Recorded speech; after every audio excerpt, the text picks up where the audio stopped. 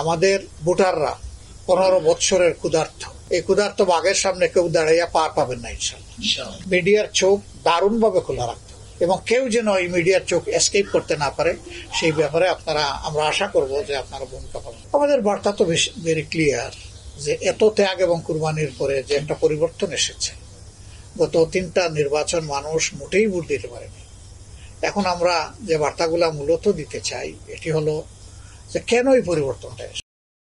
পরিবর্তনটা এসেছে দেশে সুশাসন কায়েম হয়নি, বরঞ্চ দুঃশাসন কায়েম হয়েছিল। এই দুঃশাসনের প্রতিবাদেই জনগণ রাস্তায় নেমেছিল। এই দুঃশাসনের যতগুলা কার্যকরণ আছে সবগুলা দূর হওয়া উচিত। এর মাঝে সবচেয়ে বড় কারণ হলো দুর্নীতি। এই দুর্নীতির বিরুদ্ধে আমরা জাতিকে ঐক্যবদ্ধ হওয়ার জন্য আহ্বান জানাবো এবং আমরা বলবো যে সারা জাতি যেন একসাথে আমরা আওয়াজ তুলতে পারি, দুর্নীতিকে না বলবো।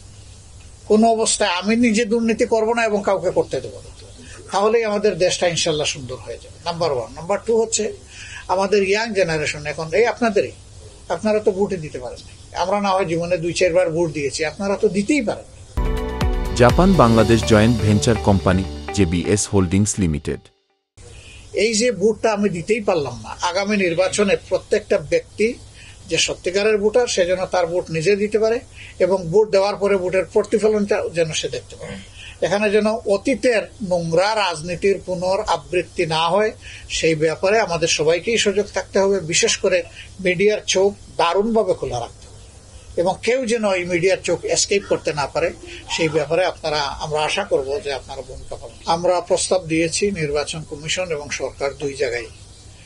আমরা আশা করি যে কাঙ্ক্ষিত পরিবর্তন আসবে। আরেকটা জিনিস মনে রাখবেন যে অতীতে যারা এগুলা করেছেন তারা কেউ অতি উৎসাহী হয়ে করেছে, আবার কেউ অতি উৎসাহীদের সাথে তাল মিলাইতে গিয়ে করেছে। কিন্তু জনগণ যখন জেগে উঠে তখন আর কারো তাল জায়গায় থাকে না, তখন সবাই বেতাল হয়ে পড়ে। তখন জনগণের ইচ্ছারই প্রতিফলন হয়, ওনাদের যে ইচ্ছা সেই ইচ্ছার আর প্রতিফলন হয় না। আমরা এবার আশা করি আমাদের ভোটাররা 15 বছরের ক্ষুধার্ত, এই ক্ষুধার্ত বাঘের সামনে কেউ দাঁড়াইয়া পার পাবেন না ইনশাআল্লাহ।